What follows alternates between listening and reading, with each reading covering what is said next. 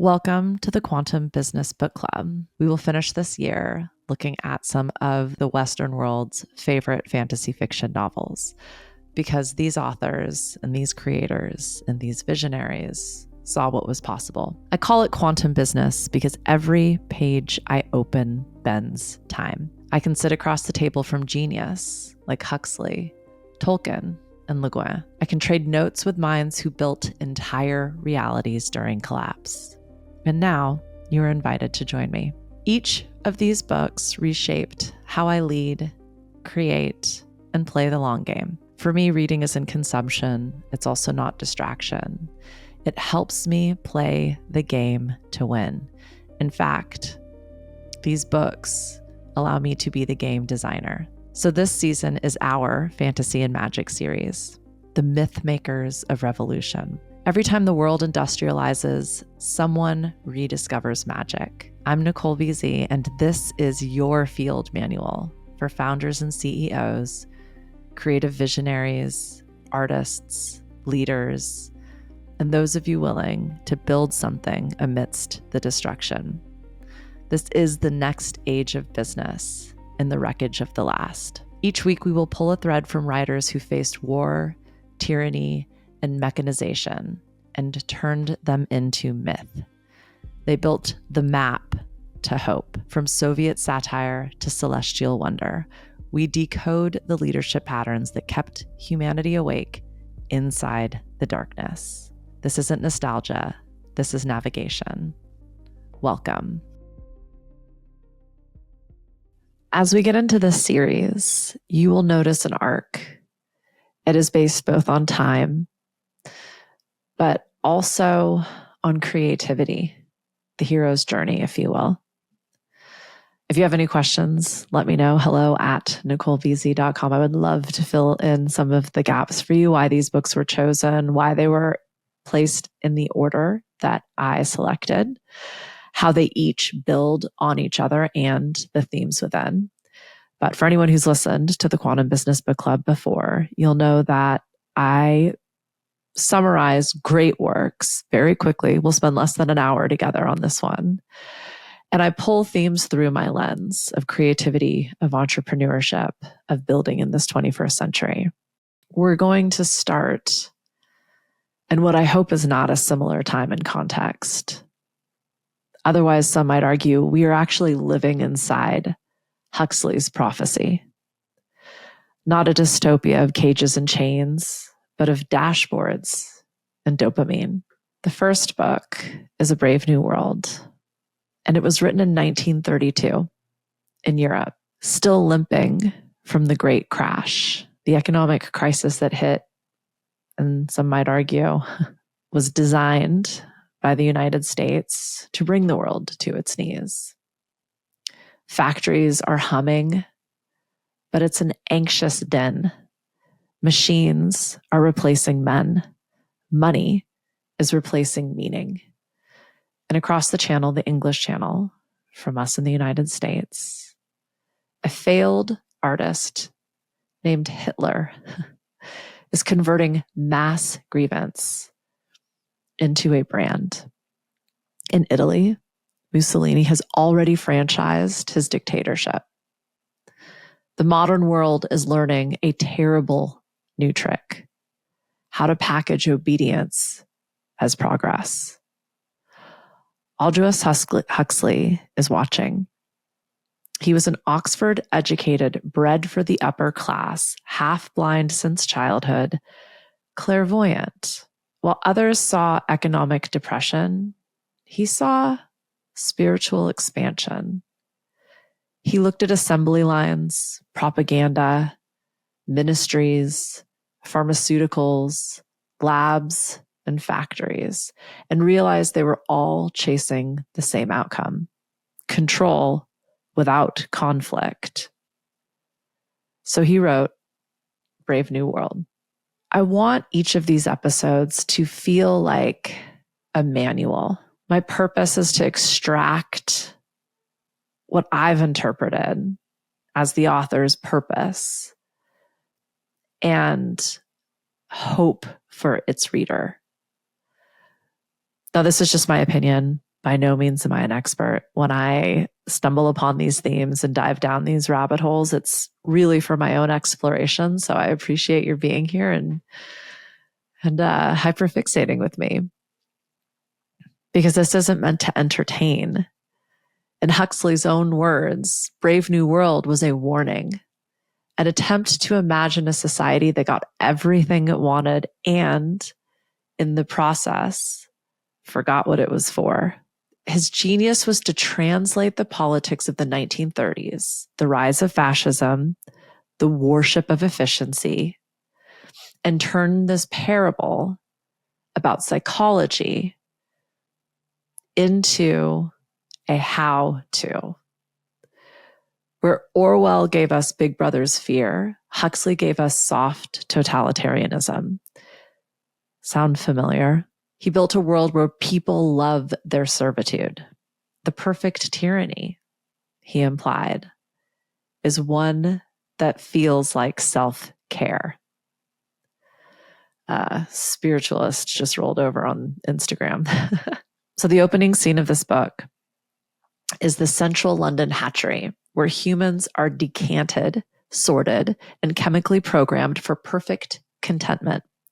No rebellion, no art, no ache for meaning, just productivity. The motto on the wall: community, identity, stability. Translate that into startup language and you've got culture, brand, predictability. Reading these books through this lens, and let's be real, I'm rereading them. I didn't just pick up 8 books and read them in a matter of weeks. These are all books that I read a long time ago. And so I thank you for the opportunity to dive back into them. But it was wild rereading books, that I probably read in high school, or for some English project or to satiate some fucking intellectual I was probably trying to fuck. But to look at these books as a way to inspire you to build and to defy and to create despite everything that's happening right now was a lot. It was a lot of things. Huxley's satire wasn't anti-technology, nor am I. It was anti-trance. He asked one impossible question. What happens when a system gets so good at pleasing you that you stop noticing you're being used? That's why this book is a blueprint for thriving inside fascism. It teaches discernment. In a world that demands uniformity, thriving means staying awake. For entrepreneurs, it means refusing the sedation of metrics that measure everything except meaning. The scientists recently confirmed what Huxley intuited. When pleasure becomes the only feedback loop, curiosity and creativity shut down. The brain learns obedience through reward faster than it ever learned through punishment. We've been talking a lot about this in the last few episodes, and that I did not make this point on purpose. We've understood that in order to create change, we will have to do something differently. It will be effortful. There is inherent risk. Are you willing to be uncomfortable to create something completely new at the expense of potentially it not even being better, just different, just not this anymore? Are you willing to ask questions? Are you willing to be different? Huxley wrote not a prophecy of despair, but a survival manual for builders, those who would need to innovate inside systems addicted to control. Brave New World is how you learn to out-create the machine without becoming it. So here's our question, our first time traveling opportunity. If friction creates freedom, what part of your system are you over-lubricating? That's the edge we're walking through this episode. So let's decode the spell itself. Huxley's psychology of pleasure and control. Huxley's spell, the incantation he was casting while writing this, was psychological, not political. He understood that the 20th century's true innovation wasn't the factory or the bomb, it was conditioning. In his world, children are engineered to love their fate. Betas learn docility, alphas learn entitlement, and everyone is soothed by Soma, the government-issued chemical of perfect contentment. I think we call ours Netflix. He called the state infant conditioning. The genius of the design is that it eliminates rebellion by eliminating discomfort. That's the real revolution, a society so frictionless that courage becomes obsolete. The secret of happiness and virtue is liking what you've got to do. All conditioning aims at that. That quote, to the casual reader, sounds benevolent. Who wouldn't want to like their work? But hidden inside that phrase is the most dangerous idea in management theory: obedience disguised as alignment. I remember as a kid complaining about work and my dad saying if it was meant to be fun, that's what they'd call it. And I realize now this was his subtle protest. I'll do it, but I'm not going to enjoy it. It is work. It is demanding. It is uncomfortable. It is the antithesis of freedom. And it is my choice. When I first read that quote, I realized how easily we as founders and CEOs and leaders can slip into the same spell. We write it in our decks: find people who love the mission. We tell investors, employees, shareholders, and stakeholders, cultural fit equals speed and efficiency. We build systems that reward complacency. You know, a question I've asked a lot of my clients more recently: is it okay for your people to make mistakes? You know, in a fail fast, fail forward, build in public industry, trend, space, it's surprising how little room there is for fucking it up and finding out. Huxley would nod politely and whisper, "We're selling Soma." Soma was the drug that kept the world state peaceful in a brave new world. It was a pill for every tremor of unease. Take one, feel good, forget the question. Translate Soma into the 21st century. It's that dopamine loop. It's our Slack pings, our thumbs up, our likes, our metrics, our busyness, our perks, our snacks, our Pilates, our yoga, our mindfulness apps. Each one numbs the necessary discontent that triggers innovation. The danger isn't pleasure itself, it's unearned pleasure. Pleasure detached from purpose becomes anesthesia. Huxley wasn't a Puritan, he was a futurist. He was a biologist. He was an anthropologist. He knew that humans run on chemistry and that the same endorphin burst that powers creative flow, it can, if misused, power compliance.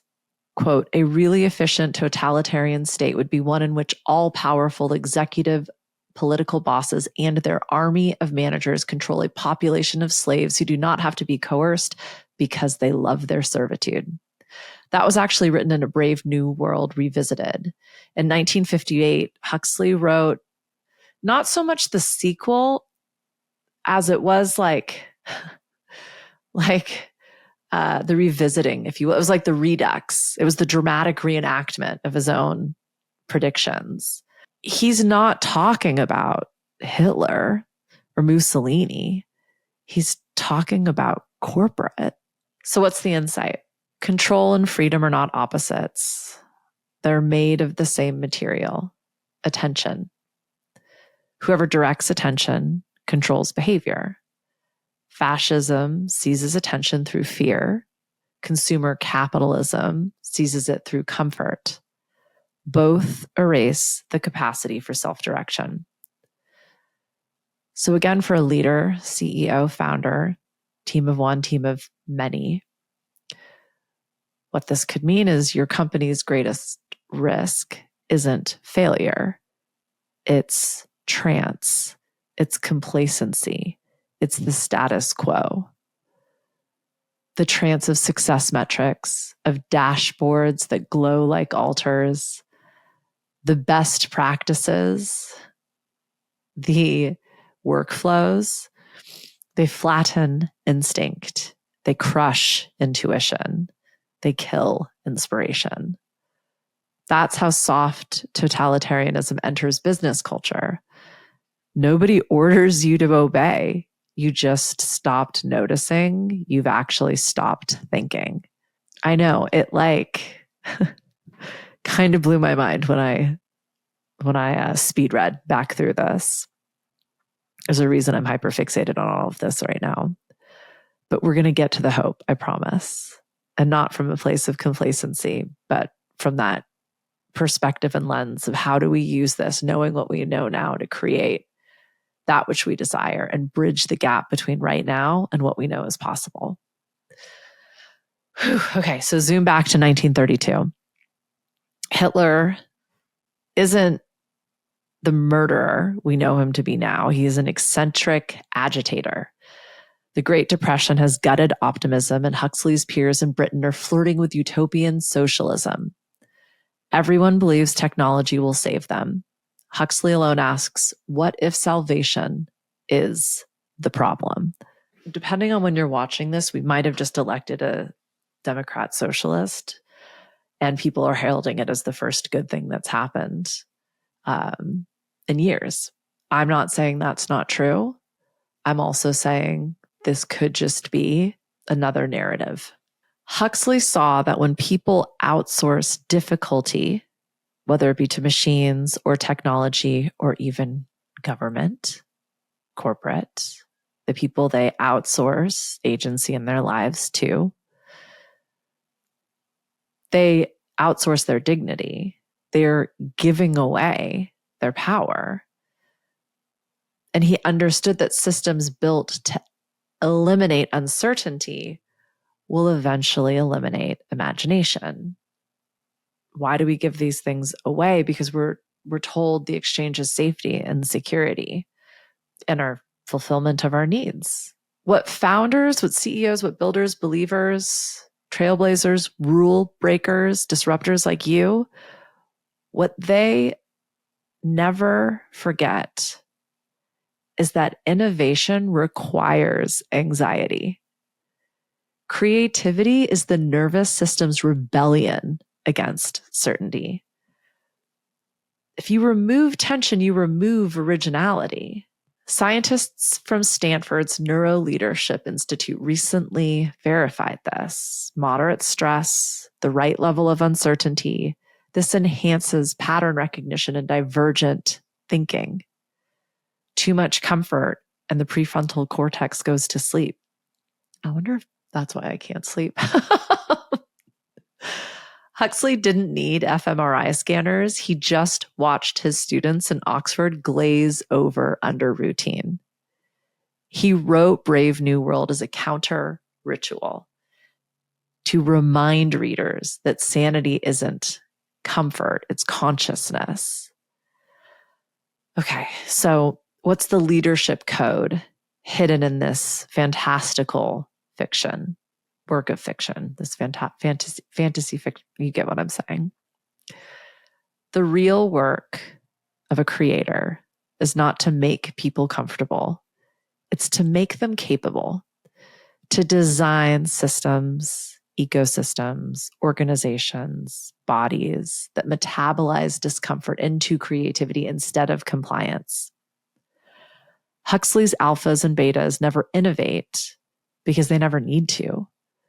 Every desire is pre-satisfied, every problem pre-solved. For creatives, for 21st century business builders, for solopreneurs and entrepreneurs, CEOs, the moral is surgical. If you remove friction to speed up growth, you might also remove the only signal that tells you when you've gone blind. That's why Brave New World is a founder's mirror. It It shows us the cost of optimization without awe. The leaders who thrive in fascist systems are the ones who stay awake to texture, who protect curiosity, dissent, and unresolvable questions inside their teams.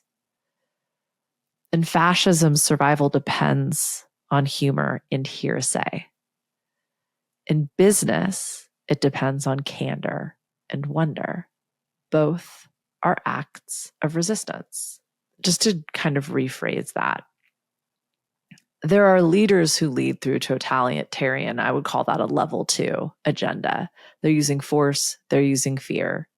They're probably rewarding their team with financial, potentially social, influential rewards, right? You're getting paid well, you have a cool job title, you have a bunch of perks and benefits. You're able to then translate that into signifiers of your influence, your respect, your power in this hierarchy. And then there are leaders who allow a certain level of uncertainty, who create a petri dish of experimentation. They approach things from a space of co-creation and curiosity and wonder. We don't know if this is going to work, but we're willing to try anyway. And with that comes this inherent trust that we are going to fuck around and find out, and we're going to be okay regardless. Both are creating resistance. That's what I meant when I said both are acts of resistance, but one is resisting individualism, intellectualism, identity. The other is resisting complacency, homogeny, and the unwillingness to question just for the sake of wanting to know, can we do better? When you read Huxley today, again, this wasn't a prophecy of doom. He feels like a mentor. He's helping me discern, am I seeking comfort and convenience in this moment? Or am I being creative? Am I trusting my intuition? Am I discerning an idea that actually feels expansive and challenging? If you've been listening to me for a while, you'll have heard me talk about the difference between nervous and excitement. That's exactly what I'm talking about. Nervous is that feeling those level 2 leaders, those totalitarian leaders sort of imbue into their cultures. Like fuck around, find out, get fired.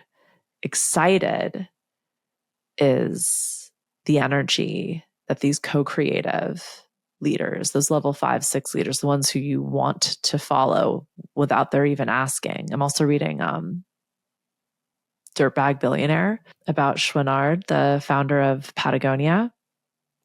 The last thing he ever wanted to do was be a boss in corporate. Yet that's what he did for 40 years. It was messy as fuck. He absolutely fucked around and found out. Now he's a billionaire, and he gave it all away because that was the antithesis of what he wanted. He just wants to fish and climb and camp and hike. But I digress. Huxley is a mentor in discernment. He's whispering, build systems that awaken, not anesthetize. The only sustainable competitive advantage in an age addicted to ease is a system that challenges itself. So this is where Huxley's friction meets some data. Huxley was talking about this circuitry of compliance. And at the time, it was somewhat immeasurable. It was more of an intuitive hit for him, a hunch. But now the numbers confirmed what he wrote about. We've talked about this in a handful of podcast episodes recently, the dopamine, the molecule of wanting, the motivation molecule, not the reward, the desire. Researchers at the University of Michigan's Motivation and Emotion Lab found that dopamine spikes not when we achieve a goal, but when we anticipate reward. It's the chemistry of almost there. So Huxley's genius was to build a world stuck permanently in that loop, endless novelty, no fulfillment. His characters never experience true satisfaction. They live in perpetual managed anticipation. Sound familiar? The Soma of today isn't a pill. It's a platform. It's AI. A 2022 Stanford study on digital hyperpleasure reports that constant reward cues reduces empathy and increases cognitive fatigue. Have you walked around outside recently? Have you gone to the grocery store? Have you picked your kids up from school? I'm going to say that again louder for those of y'all in the back. Digital hyperpleasure reports that constant reward cues reduce empathy and increase cognitive fatigue. People aren't evil. They're just tired. They don't have the space to care anymore. That's what Brave New World was all about. When everything feels good, nothing feels meaningful. So again, what do you do with that as a leader, as a founder? Because you got to motivate your people. You have to reward your people. You have to incentivize your people. You build systems that include productive discomfort, safe discomfort, expected discomfort, tension, urgency, edge. The Stanford researchers call it effortful engagement, tasks that challenge without overwhelming. The ancient term for it, flow. I've talked a lot about this in other, I harped on about this actually for a really long time in terms of goal setting theory. In order for there to be enough challenge for you to actually work towards an unachievable goal, unachievable meaning you haven't achieved it yet, it has to feel like a stretch. If it's too easy, psychologically, you won't commit to it. If it's too hard, you will give up. There's this space, and it's going to be a little bit different for everybody. That's what we're talking about when we talk about discernment. But there's this gap in certainty and safety and security that forces you to leap. That's what makes it fun. Or at least I should say that's what makes it fun for me. For you, that might feel like success. For others of you, it might actually feel peaceful. I've called it action gear because I know when I shift into it, my brain goes, oh, we're fucking doing this. Not like I hope or I want or it's a maybe or I maybe, one day. It's like, oh no, we just shifted into this is fucking happening and I'm going to make this happen. Ooh, okay. Csikszentmihalyi. Oh, God, that Hungarian motherfucker who started the positive psychology. Csikszentmihalyi. I think that's it. I've mispronounced it at least 15 times on this podcast. Anyhow, his original flow research, thousands of interviews across athletes, artists, engineers, etc., found that the people who feel most alive are not in ease, but in tension. And they hold that skillfully. I had some friends in Colorado who were like ski jumpers, competitive ski jumpers. They like go straight down a mountain and then straight up into the air and then do a whole bunch of flips with like 10-foot long sticks on their feet. It's fucking crazy. You're crazy. Nope. We're not supposed to do that. You have to train yourself over and over and over again to turn that thing off in your brain that goes, we're going to die, to like, this is fun. That's what we're talking about. When you can increase that capacity for tension, you do great things. Huxley wrote the same truth in fiction. The savage, one of these castes of humans in the book, the savage feels pain, risk, and therefore meaning. He refuses Soma because he wants to stay real. In the modern company, organization, business, your version of Soma is the endless optimization. It's the nonstop meetings. It's the reports and the presentations and the pitches. None of that is the actual work. These are all variables and iterations and hopes, tuned so tight. There's no risk left to take. It's just an endless conversation. Flow dies in perfect systems. Organizational psychology backs this. In 2019, an MIT Sloan study on innovation, specifically innovation networks, found that firms with constructive friction measured debate, honest dissent, and mistakes.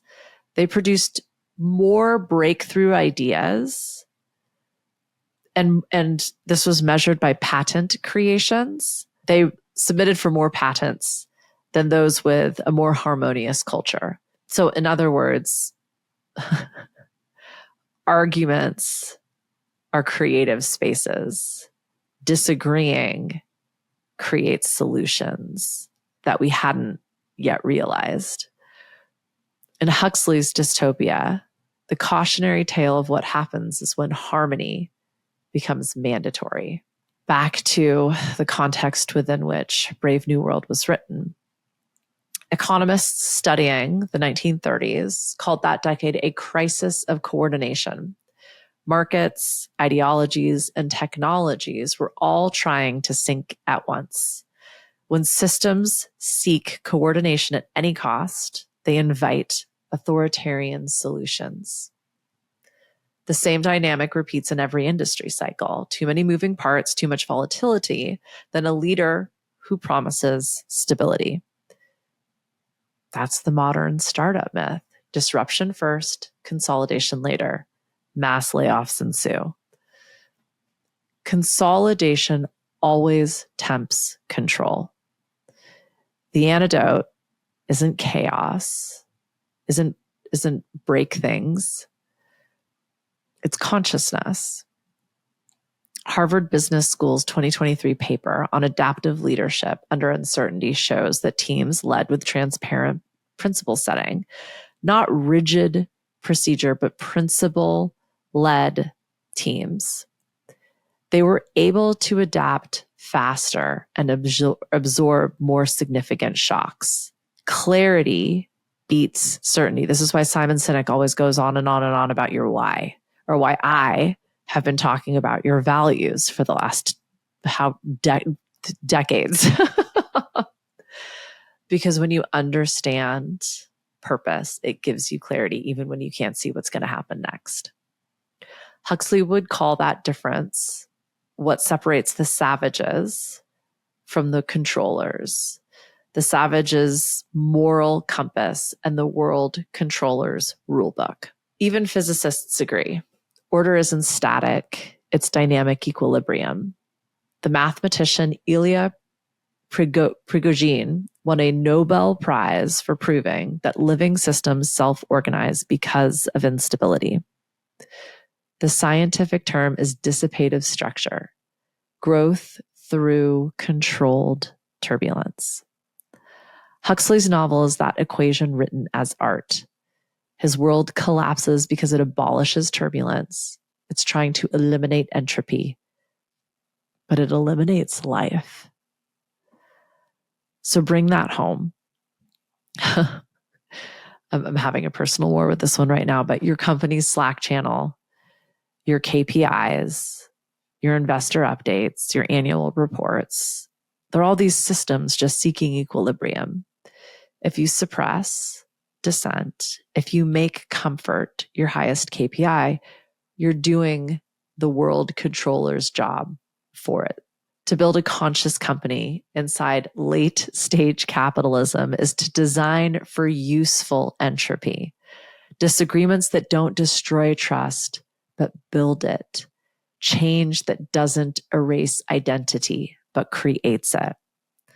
I'll often joke with my friends that I don't think we're like really there yet. We're not homies until we've had a disagreement.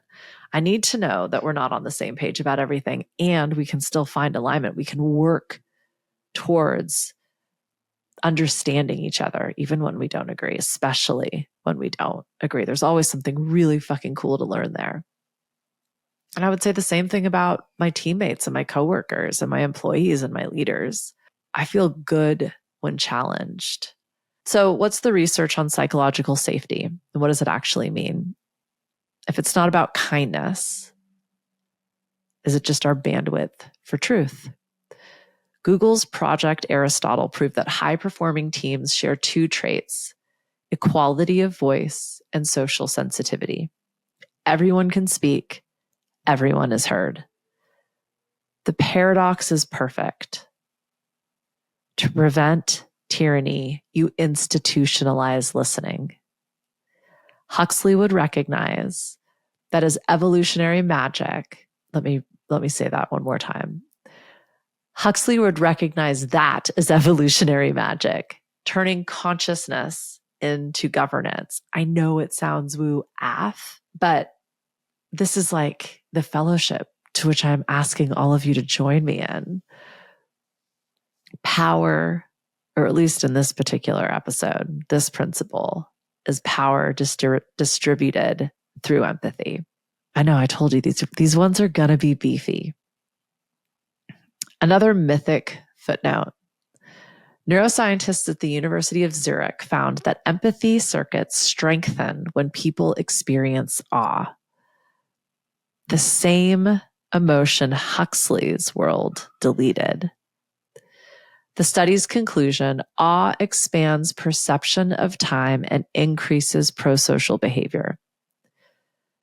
Translation: wonder slows the brain's clock, letting you see systems instead of moments. That's the real productivity hack.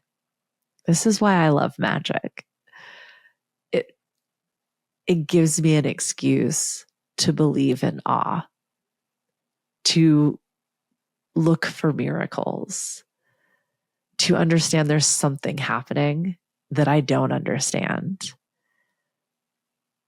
It's the space in between that feels unpredictable and therefore magical. This is where Brave New World, aka Huxley's nightmare, becomes our user manual. Reward curiosity, not compliance, number one. 2, design friction that feeds flow. Number 3, measure wonder as rigorously as profit. If you can inculcate your culture with those 3 principles, you will turn pleasure back into fuel instead of chains. The research says it. His myth predicted it. Pleasure unmoored from purpose is control. But pleasure aligned with purpose becomes coherence, the quantum state where meaning and momentum are the same wave. So let's operationalize this. The trinity of tactics, those 3 principles, 3 experiments you can run this week to retire your own Soma loops and restore friction as freedom. So let's try it. Enough verbal gymnastics. Thank you for playing with me on that one, although they're all going to be a little bit like this because these books are so beautifully written. Let's bring Huxley down from the Oxford Library and into your Monday morning, your all hands, your Slack. So Huxley showed us the psychology of soft control. The research confirmed it. The question is how do you lead differently? How do you not slip into this masked? How do you run a company that rewards freedom without losing focus? This is where we're going to test it, like we do in most of our episodes. 3 experiments, 3 weeks. This will help you and your business, whatever it is you're taking seriously enough to make it your own, to birth it into this world, to build it in this fucking dumpster fire. This will help you retune pleasure back into purpose. First experiment. Huxley's citizens popped Soma every time they felt discomfort. We do the same thing. I definitely do the same thing. It's just in prettier packaging reading. I think I've talked about this in some of the other QBBCs. But I remember getting lost in my Kindle for about 8 hours while my ex was playing video games. And I definitely thought, I am holier than thou. You are playing video games. I am reading. Look at me now. Hair flip. But like, somewhere at like hour 6, I was like, oh, we're both just disassociating. I am mainlining Soma right now. Soma in business is anything that instantly numbs uncertainty. The reflex check of metrics, the dopamine hit of a Slack reaction, the constantly looking at social media or whatever you're using for your sort of dashboard. The weekly all hands where everyone smiles, but no one speaks the truth. The fix isn't abstinence, it's just awareness. For 1 week, identify a single Soma loop in your work. That dashboard you refresh every hour, the approval you seek before you move. Maybe it's just another cup of coffee. And retire it. Instead, when the urge hits, pause for 90 seconds. Ask yourself, what discomfort am I avoiding right now? What truth would this metric hide if I didn't look? What new action wants to happen if I let the discomfort stay? That's it. Honestly, this is the work I've been doing with a lot of my clients recently. Again, didn't plan this. This just all kind of like coalesced, which I love. I love the serendipity of that. Feels like magic. But when we can just look at that thing we've refused to see, it really starts to dissolve right in front of our face. And that's not the goal. I'm not suggesting that you just be uncomfortable all of the time. But what I am saying is you'll learn something when you sit with it. Don't fix anything, just witness that habit. You'll start to notice that anxiety that rises because you're not satiating it. You're not putting a lid on it. You're not ignoring it. You're not wishing it would go anywhere. You're just anxious. That's how you know it's real. Like, it's how you know it's good. That's where creativity starts. It's creation, not sedation. I would love to hear what you learn in those spaces. 2, make friction. The world state in Brave New World eliminated every friction point. No families, no uncertainties, no contradictions. But friction is the heartbeat of originality. A friction ritual is a structured dose of productive discomfort. So I've talked a lot about this as well. In every single creative workshop that you will do, every single overcome writer's block, every single mastermind will challenge you to do something different, get out of your own ruts and routines. In your work, once a week, gather your team and choose one thing, one system. Maybe it's hiring, maybe it's onboarding, maybe it's marketing, maybe it's selling, maybe it's the product itself. Instead of trying to make it better, ask the group to find one thing that's fucked up about it, an inefficiency, and just explore what happens when you do that, because it's there for a reason. But when we connect to and get curious about the thing that sucks, but yet like it's there anyway, we'll discover why we enjoy it.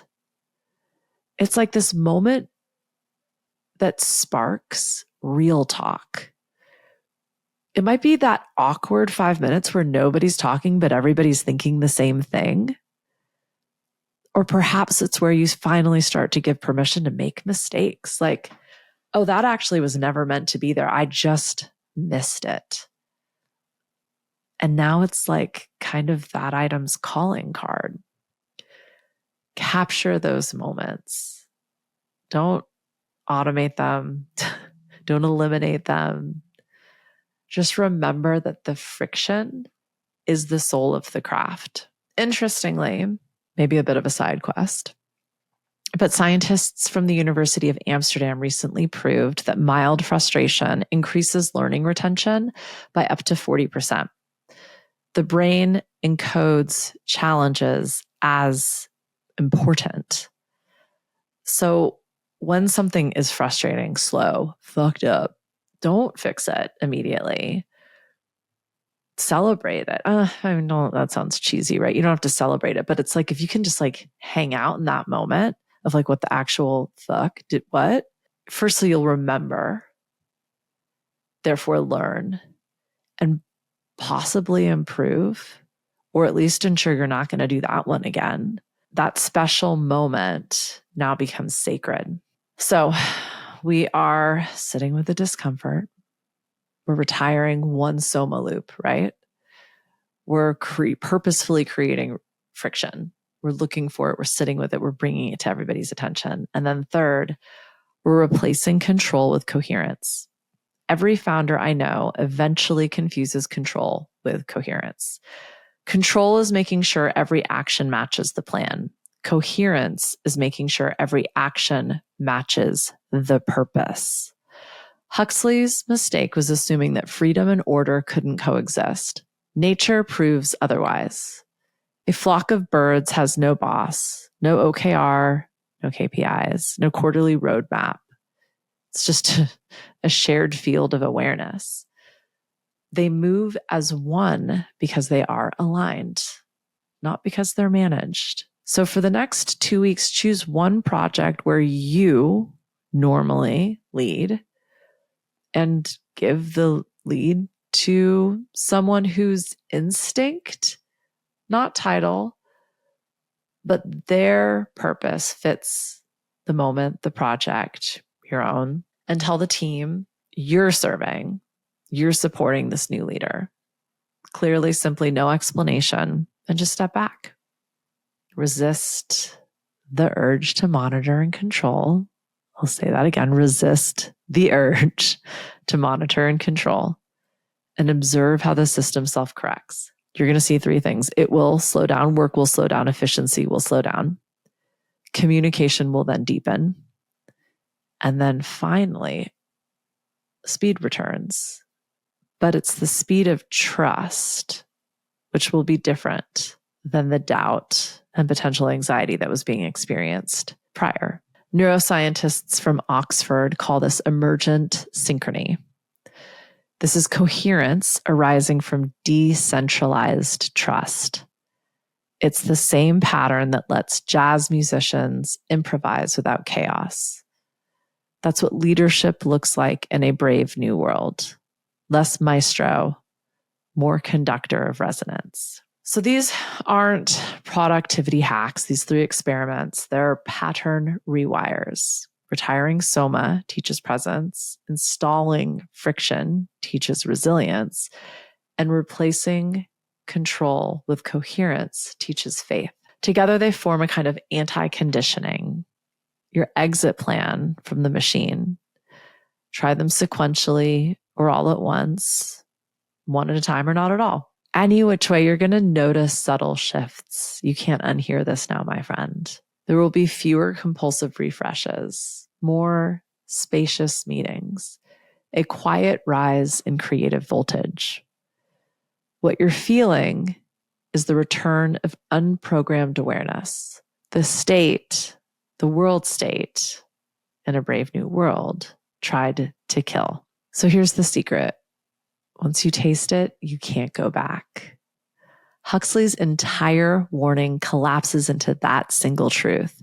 The difference between slavery and stewardship is whether you can feel.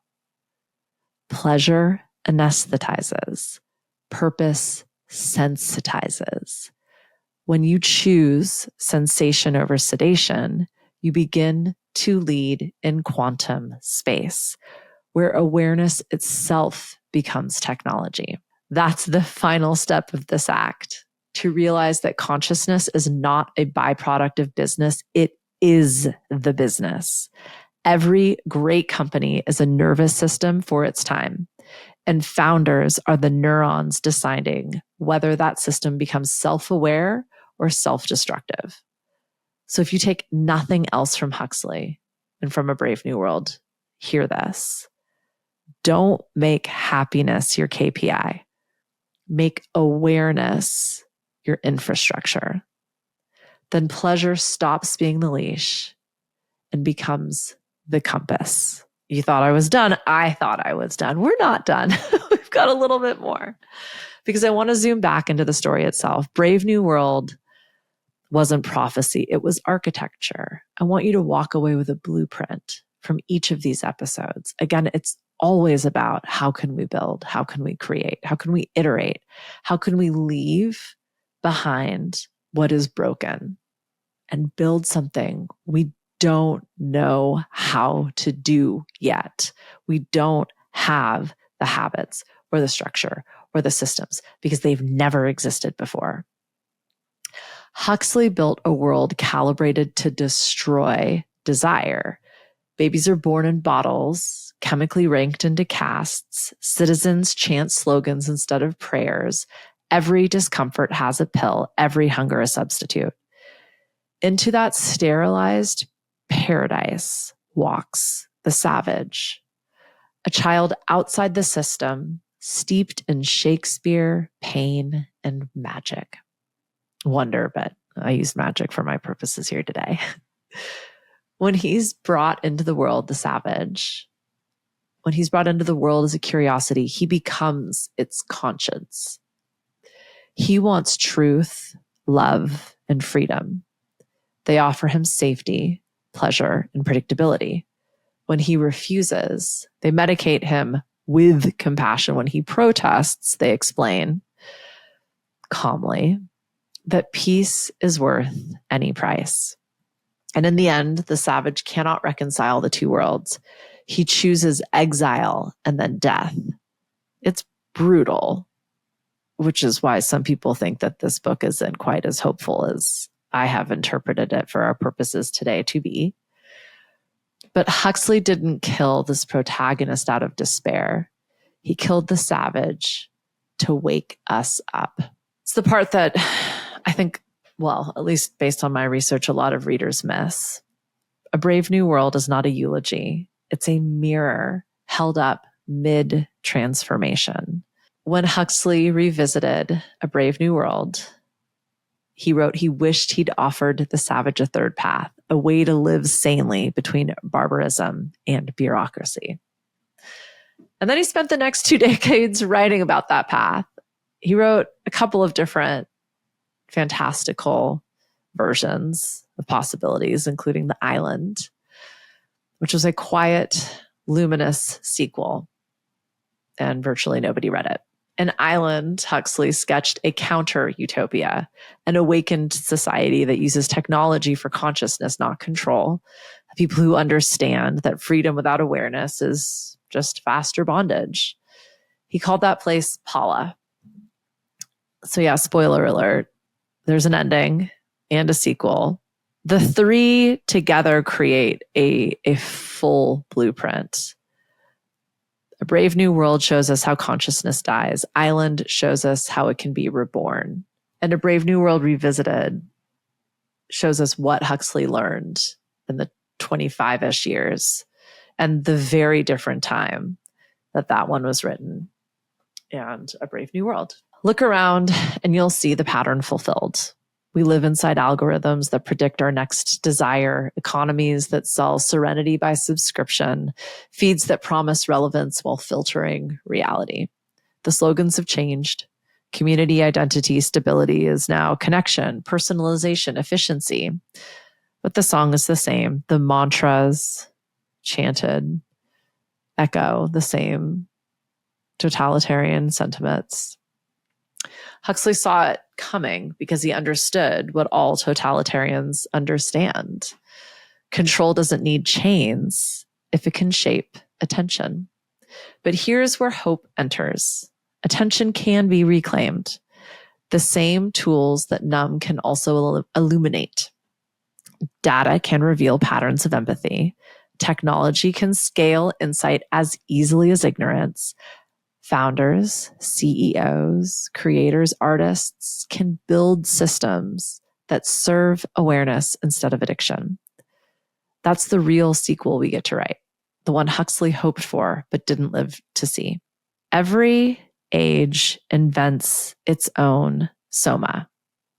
Yours might be metrics, vanity, endless productivity, insatiable consumption. Or, yeah, that's the word I was looking for. The first act of leadership is recognition. Hold the mirror without flinching. See where you've been lulled and dulled. And remember, awareness is the first rebellion. Friction isn't failure, it's feedback. So the moments when the system squeaks are the moments when the soul speaks. In Huxley's world, perfection erased possibility.